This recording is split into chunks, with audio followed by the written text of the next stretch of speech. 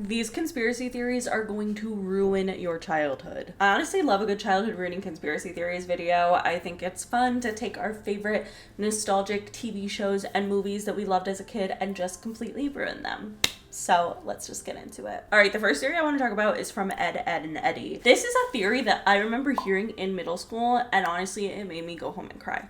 It did. It was also like that one conspiracy theory that I feel like started all childhood reading conspiracy theories, that like the Rugrats are secretly all dead, the babies are all dead, and they're all in Angelica's mind or whatever. That conspiracy theory ruined me as a child. Like genuinely, I was so upset about it for days, and this one was just as bad. There's a long-running conspiracy theory that the cul-de-sac in Ed, and Eddy is actually purgatory, and that the children in the show are dead. Really, honestly makes a lot of sense, and you can see because each kid comes from a different decade, and you literally see that in the show. Kevin has such like an 80s sports culture vibe. There's a lot of reasons why people actually think this theory is true. For starters, all of the kids have like really weird colored tongues. If you look at it, they have like blue or purple tongues, which obviously is not like a sign of health. That's a little concerning. But they also all very much look like different decades. Like Rolf died in the early 1900s after being trampled by farm animals. Johnny 2x4 died of tuberculosis in 1922 and then brought Plank with him into the afterlife. Eddy drowned while escaping angry children after a failed scam during the Great Depression. Ed and Sarah were killed in a car accident in 1953 and their father died in World War II. Naz was murdered by a serial killer in 1979. Double D died from a gas leak explosion in 1986. Kevin died in 1999 from injuries caused by his abusive father, and Jimmy passed away from leukemia in the early 1990s. Now, I don't know exactly where someone came up with each of their deaths and why they happened, but they do fit that time period and the era. Like, their outfits are all very different and they very much represent different decades if you really think about it. And in the show, the Cankers are theorized to be demons that were sent in to torment the souls in purgatory, and I don't know. I don't like it. And I don't know, a part of me just kind of believes it. There's also a huge lack of parental figures in the show, which to be fair is common in a lot of cartoons, but I do think that this could be true. And honestly, if you look at it, the kids have kind of tones of blues and greens in their skin that like just doesn't look natural. They kind of look dead. I don't know. I kind of believe this theory, but I want to hear your guys' thoughts. All right, the next theory comes from one of my favorite TV shows as a kid, which was Dragon Tales. I loved this shit for some reason,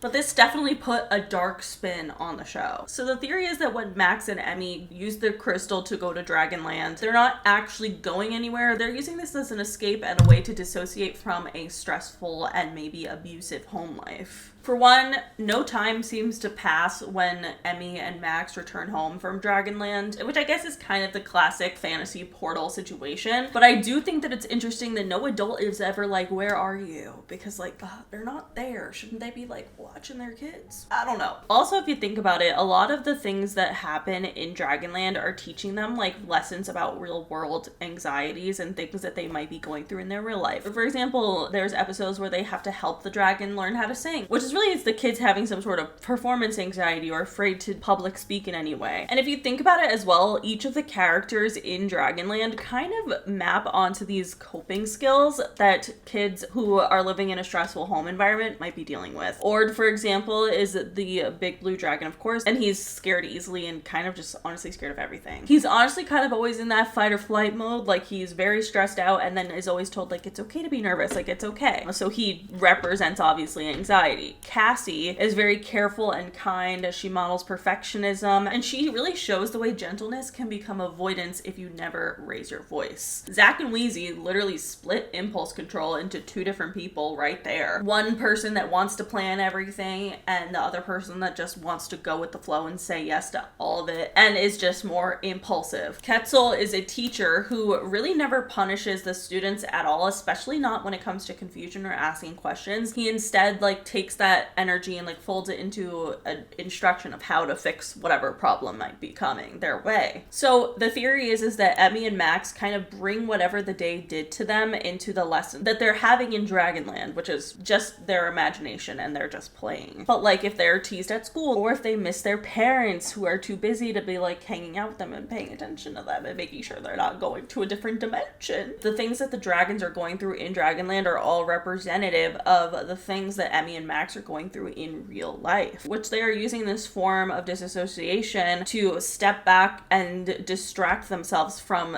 the reality of their home life, which isn't good. Also, to be fair, on a kid scale, disassociation is a survival skill that a lot of kids use when they have abusive parents or neglectful parents, so it kind of makes sense that this theory could be true. I think this theory honestly makes a lot of sense, and it kind of makes me sad because, again, this was like my favorite show as a child, and it just kind of ruins it for me, so there's that. Alright, the next theory is about Drake and Josh. Of course, one of the most iconic TV shows literally of all time. And this is a theory about Megan, and it kind of shows that Megan isn't actually mean. She's just trying to run these kind of tests on her brothers so that they learn skills that she knows that they'll need when they grow up. And I think this is kind of a sweet theory. So obviously Megan has a huge Rolodex of pranks. She's seen as like the evil little sister with the, maniacal grin, and she just is kind of evil. But the theory is that she's actually not evil, and it's kind of a ploy. If you think about it, to an extent, Megan's pranks kind of make Drake and Josh better people. For example, in the earlier seasons, Megan's little pranks honestly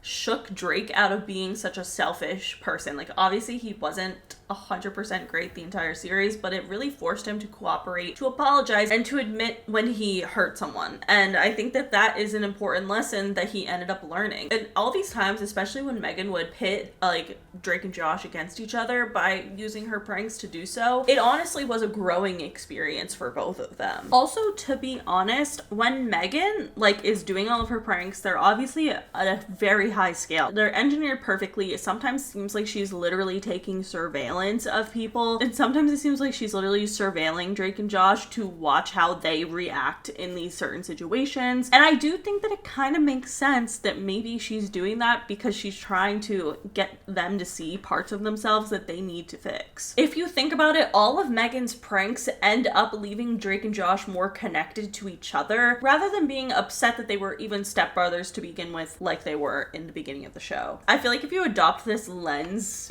when you watch Drake and Josh, you'll start to see Megan as kind of like a trainer and someone who's just trying to kind of get Drake and Josh together in just kind of an unconventional way, trying to make them realize their strengths and weaknesses and realize that they are stronger together. And I think it's kind of sweet. And this especially I feel like makes sense when Drake and Josh are fighting with each other, because whenever they're fighting, it seems like one of Megan's pranks is what brings them back together. I don't know. I think it's sweet. I kind of believe this theory and I like it, but I want to hear your thoughts on it. All right, the next theory I want to talk about is about Gravity Falls, and I really want to know if you watched this show because I was never into it. It kind of creeped me out, and I think for good reason, honestly. A lot of people have connected Gravity Falls to Illuminati aesthetics, and since it's a Disney show, there's a lot of questions here. So Gravity Falls really does not try to hide away from its symbols. There are symbols throughout the entire show, and it's not really up for debate. They literally have Bill Cipher, who is a walking triangle with a top hat and one eye, so he's clearly alluding to the Illuminati, at least in a parody sense. I just think it's kind of interesting that Disney has a show like this in particular, because obviously a lot of people think that Disney could be involved in the Illuminati in some way. Not just Walt Disney, but kind of the company itself and a lot of the people within the company. And I don't know, I just think it's interesting to see them poke fun at the Illuminati when they probably do know the truth about it to an extent. I don't know, it's kind of weird. This is definitely something I've always felt like was a weird show. I haven't seen a lot of episodes though, so if you liked this show as a kid, let us know any weird kind of add-ins that they had that were Illuminati related. I want to hear them. Alright, the next theory is about Wizards of Waverly Place, and it has to do with the wizard competition. So the wizard competition has always been something that kind of confused me. It's I just think it's so fucked up that only one sibling can,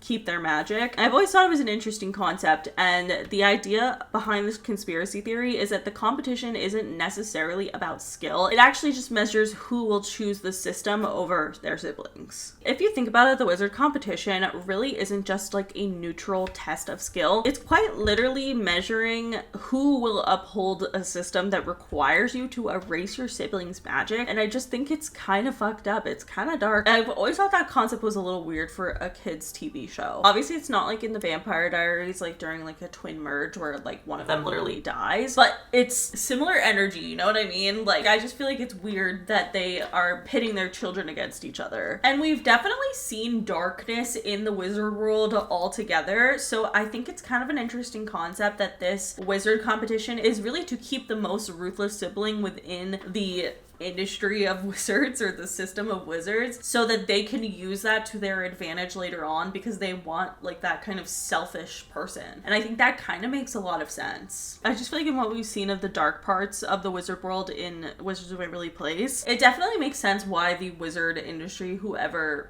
runs that shit, wants somebody who is ruthless and selfish and will even screw over their own siblings for their personal gain. Sorry, I think it's true. I think it makes a lot of sense, but let me hear your guys' thoughts. All right, the last theory I want to talk about is from Victorious. Victorious, of course, was one of my favorite shows because I love Ariana. That's how I started loving Ariana. I'm an OG, okay? Stay away from my Eternal Sunshine Tour tickets, please. But there is a pretty creepy theory about Robbie from Victorious that I genuinely believe in, and it makes me watch this show so differently now. I hate it. I hate this theory, but I think it's real. So obviously Robbie is like a ventriloquist, but Rex is not voiced by Matt Bennett. Like, he kind of has a mind of his own, whatever. But the theory goes that Robbie is actually super pervy and gross, and he just uses Rex to voice that side of him. And like, I don't even think it's a theory. I think that's literally the case. Robbie is kind of the perfect victim for the conspiracy theory like this. He's nerdy, he's weird, he's made fun of by everyone. It just makes sense why he is the way that he is, you know? Like, he's just a little gross. He's kind of incel vibes. That's how I would explain Robbie. Rex is always flirting with the girls. He's always making crude jokes, and they're just downright creepy. But when you look at it in the perspective of it's not Rex, it's literally Robbie's thoughts coming through him, it makes it so creepy and gross. Like, I honestly used to love and ship Robbie and Kat. Never. I can't. He's gross. Also, Robbie weird as fuck for having like cutouts of Kat. Like, remember that episode where he just like had cutouts of Kat and he was just like, don't ask questions? What do you mean don't ask questions? What do you mean by that? And there's honestly kind of a lot of moments like that of where we see Robbie's personality coming out within himself rather than just through Rex that kind of corroborates this theory overall. There's like a lot of weird things Robbie will say and do that are just kind of creepy, that just sound like innuendo-y and like gross, and maybe that's just because of Dan Schneider, but who knows. But like Kat saying to Robbie, like, I don't want to play pirates with you, I don't like how you play it. It just feels dirty and pervy and wrong. And when you add in all of the shit that Rex says, because I feel like when you're watching the show, I genuinely see Rex as his own character. Like, I don't see him as Robbie, but at the end of the day, he is. So Robbie's just this like huge perv that everyone is just friends with and lets it slide because it comes out of a little puppet. That's kind of fucked up. If you literally think about it, and I feel like we should be thinking about it, Robbie is basically like a predator hiding behind a puppet. Like, that's his energy. He's very gross and creepy, and he's using the puppet to hit on all the girls in Hollywood arts. I don't like it. I don't like the way he plays. I don't trust him. And honestly, this theory completely changed the way I looked at Victorious because I don't understand how I didn't pick up on this as a kid, but I think it's genuinely because since Rex is not in Matt Bennett's voice, I've just been seeing Rex as his own character, and I think that's kind of the point. And I also think, to be fair, Rex/Robbie also represents Dan Schneider, if you think about it. And Dan Schneider's puppets are his TV shows, where he can let out all of his dirty fucking jokes to people and throw it on the child cast that is on the show Victorious and Zoe 101, iCarly, all of the above, so that he can like let his perviness out in a weird way. And I feel like Robbie represents Dan Schneider, and that's just kind of another theory on top of it, but I want to hear your guys' thoughts. I believe it. Anyway, that's it for today's video. If you guys liked it, please give it a big thumbs up. Let me know in the comments below what you guys think of these conspiracy theories. If there's any TV shows or movies that you want me to talk about that you loved as a child, I will try and find ways to ruin them, so let me know. Anyway, that is it. Make sure you follow me on Twitter, TikTok, and Instagram, and subscribe for new videos every week, and I'll see you guys later. Bye!